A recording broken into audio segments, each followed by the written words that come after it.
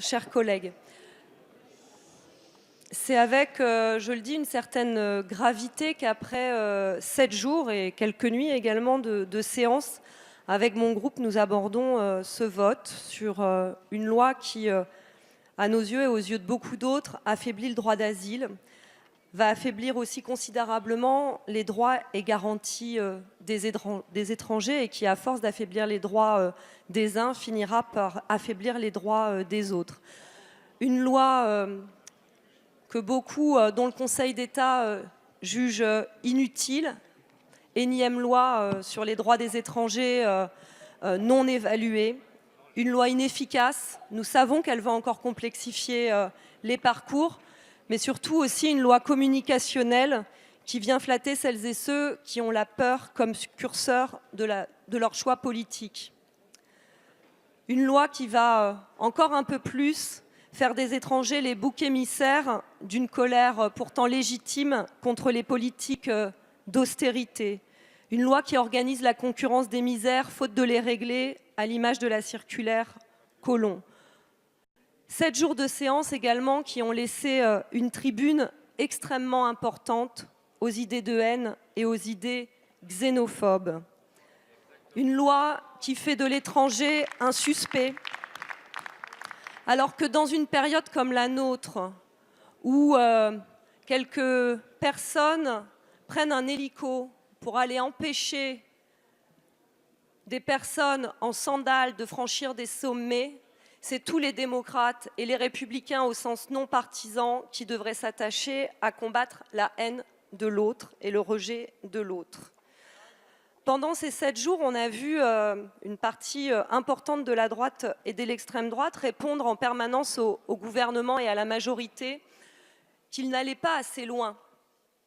Alors la majorité a tenté vainement d'expliquer que finalement ils étaient le point d'équilibre entre la gauche et la droite. Mais il y a peut-être quelque chose que vous n'avez pas perçu, c'est que de notre côté, nous n'avons pas dit que vous alliez trop loin. Nous avons dit que vous ne preniez pas le bon chemin. Pas le bon chemin pour la paix, pas le bon chemin pour la justice, pas le bon chemin pour le respect des droits et surtout pas le bon chemin pour faire appel à l'intelligence collective pour penser le monde de demain. Parce que l'humanité de demain, elle se prépare par l'accueil d'aujourd'hui et en traitant des causes qui font que des êtres humains sont obligés de fuir.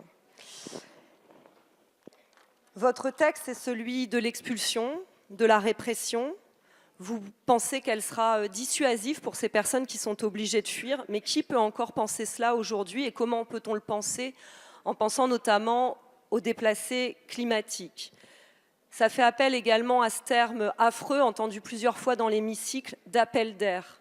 Quelque chose qui n'existe pas, mais qui est agité en permanence comme un chiffon noir.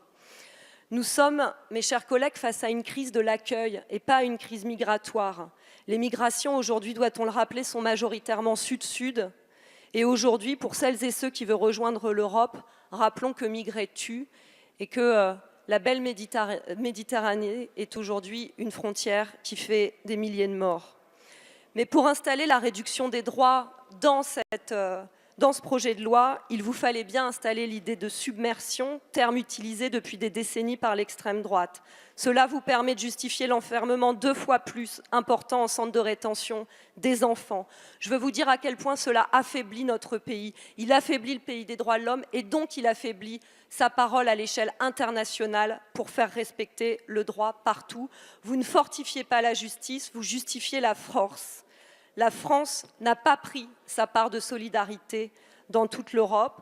Moi, j'ai envie de penser à toutes celles et tous ceux ce soir qui se sont battus et qui vont continuer à se battre contre cette loi, contre la réduction des droits. Je pense à des personnes et des migrants que j'ai rencontrés pour préparer cette loi. Je pense à eux parce que je pense que la suite va être assez compliquée. Et je veux dire que c'est donc avec, oui, une gravité et une sorte de rage froide que nous allons vous regarder voter pour ce texte, mais c'est déterminé et combatif et résolument aux côtés des gens qui sont pour le droit, pour la justice et pour la paix que nous allons voter contre ce texte.